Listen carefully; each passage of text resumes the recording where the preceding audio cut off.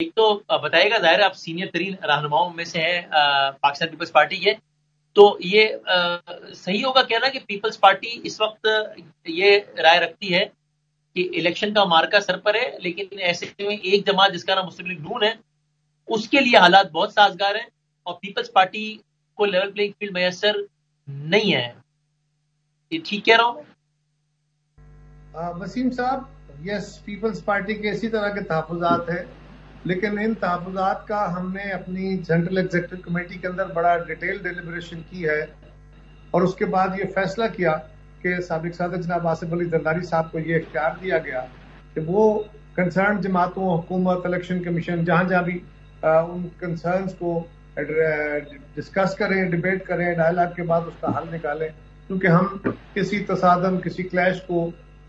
مناسب نہیں سمجھتے، لیکن اس کا پیسفل سولوشن چاہتے ہیں اور وہ کوشش کر رہے. جب تک وہ کوشش کر رہے ہیں یا ان کی طرف سے ہمیں کوئی فائنل ہدایت یا رائے نہیں ملتی، اس وقت تک یہی ہمارا فیصلہ ہے کہ اب ہم اپنے تحفظات بیان کرنے بند کریں، کیونکہ وہ جہاں ایڈریس ہونے تھے وہ ہو گئے. اب ان کا اگلا مرحلہ جاری ہے اور جب تک ان کو یہ اختیار حاصل ہے اور وہ ڈائلاگ کر نہیں لیتے، پازیٹیو اور نیگیٹو، اللہ کرے پازیٹیو بھی ہوں، لیکن پازیٹیو اور نیگیٹو اس کا کوئی رزلٹ نہیں آ جاتا تو ہم اس پہ کمنٹ نہیں کر رہے. صحیح، یعنی اس میں یہ ایزیوم کرنا ٹھیک ہے کہ جو کبھی ایک بیان بلاول صاحب کا، ایک بیان زرداری صاحب کا، پھر یہ وہ، تو اگر میں اس سب کا یوں خلاصہ نکالوں تو ٹھیک ہے کہ جواں سال بلاور اور کچھ پی ٹی آئی کی پیپلز پارٹی کے رہنما یہ سمجھتے تھے کہ ان کو سائڈ لائن کیا جا رہا تھا. ایسے میں مدبر اور ظاہر ہے وہ آصف اور مفاہمت کے بادشاہ زرداری صاحب نے کہا کہ آئی ول ٹیک کیئر آف اٹ، اور پھر سب نے کہا کہ ٹھیک ہے سر آپ دیکھ لیجیے، اگر حل ہو جاتا ہے مسئلہ تو کیا ہی بات ہے، نہیں ہوا تو پھر ہم دیکھیں گے کچھ اور. یہ کچھ ایسی صورت حال ہے کم و بیش. وسیم صاحب، یہ آپ تو دیکھیں نا، صحافیانہ موشگافیاں جتنی چاہیں آپ کر سکتے ہیں.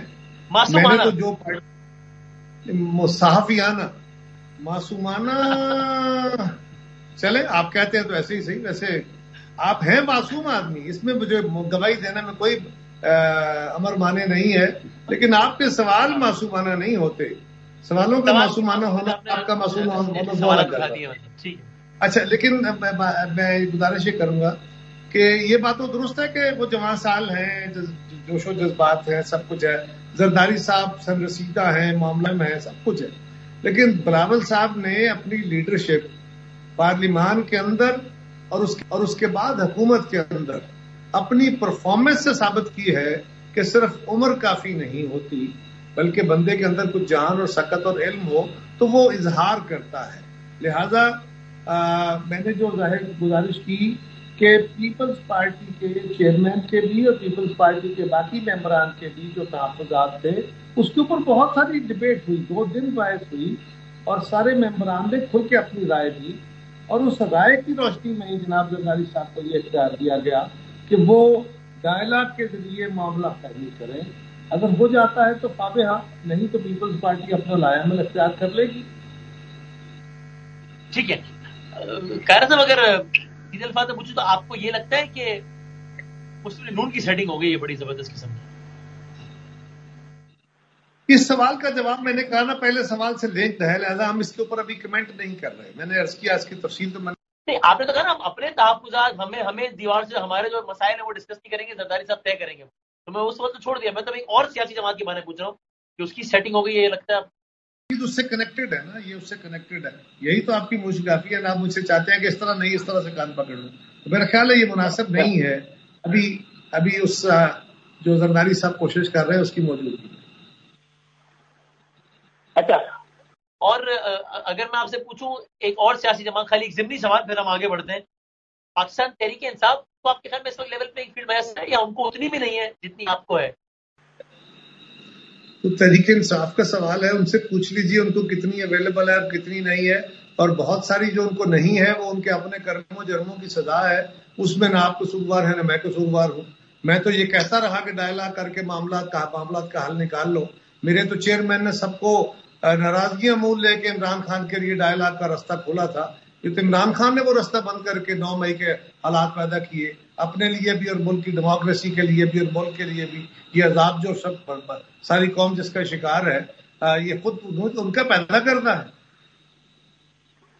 اور اب آپ کو لگتا ہے معاملہ اتنا آگے چلا گیا کہ نہ صرف وہ دروازہ مذاکرات کا بند ہو گیا ہے بلکہ وہ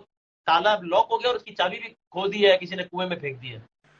میں نے بہت دفعہ اس پہ وسیم سوال کا ایڈریس کیا ہے, بلکہ تجویز دی ہے کہ ڈائلاگ ڈیموکریسی کے اندر بند نہیں ہوا کرتے, لیکن 9 مئی کے واقعات کے بعد اور اس سے کچھ عرصہ پہلے کے جو عمران خان صاحب کی تیاریاں اور ان کے جو بیانات تھے اور 9 مئی کے جو واقعات ہیں, اس نے اب جو معاملہ اس سے پہلے یہ ہمارے پاس تھا, باوجود ان کی گالیوں کے, ان کی حد تک امیز رویے کے, یہ ہم کوشش کرتے رہتے تھے کہ ڈائلاگ کا راستہ کھلے.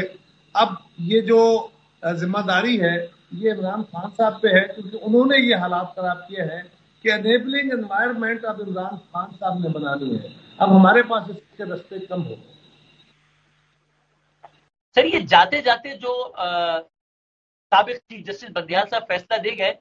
آپ کی اس پہ کیا رائے؟ ظاہر ہے جب ڈیسیشن آیا تھا پھر تو وہ ایک پبلک کیس ہوتا ہے, یعنی پبلک پراپرٹی تو اس پہ کامنٹ کیا جا سکتا ہے, تو آپ کا اس پہ رد عمل یہ ہے کہ صاحب بالکل ٹھیک ہے, انہوں نے اگر مناسب سمجھی ایک بات تو ٹھیک ہے, ہم نے کون سا کوئی واقعی چوری کی تھی تو چلائیں کیسز, ہم حاضر ہیں, یا آپ کا کہنا ہے کہ نہیں انہوں نے ایک بائس فیصلہ دیا ہے, غلط فیصلہ دیا ہے؟ انہوں نے ایک نامناسب فیصلہ دیا ہے. انہوں نے پارلیمان کے اختیار کو ضرب کرنا چاہا ہے. انہوں نے جن شکوں کو چاہا ان کو اپنی مرضی سے اڑا دیا, جن کو چاہا ان کو کنٹینیو رکھا. یہ تو ہمارا اسٹیٹڈ پوزیشن ہے, لیکن یہ بھی ہماری اسٹیٹڈ پوزیشن ہے اور میرے چیئرمین کی ہے کہ ہمیں نیا یا پرانا قانون, ہم نہ کل احتساب سے ڈرتے تھے نہ آج ڈرتے. ہمارا تو نعرہ یہ تھا کہ احتساب ہونا چاہیے لیکن اکراس دا بورڈ ہونا چاہیے, ایک آنکھ اور ایک ہاتھ سے ہونا چاہیے. مختلف لوگوں کے لیے مختلف احتساب نہیں, مختلف وقتوں کے لیے مختلف احتساب نہیں, مختلف اداروں کے لیے مختلف احتساب نہیں, اور مختلف صورتحال میں مختلف احتساب نہیں, بلکہ ایک طرح کا احتساب.